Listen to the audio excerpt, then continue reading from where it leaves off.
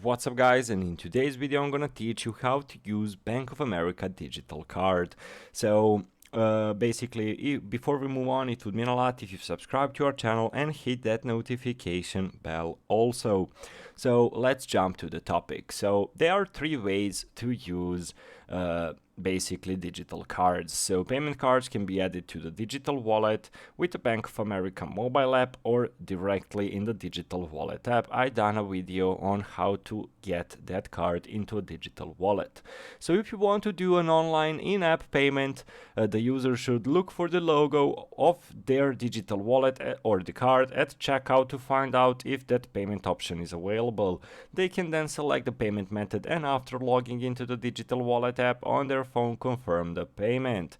You can also use it in store by physical stores that allow for contactless digital wallet payment can usually be identified by the contactless symbol. So basically, as you use your contactless credit cards, you can also use your phone if you set up your digital wallet, if you set up the card in your wallet on Bank of America.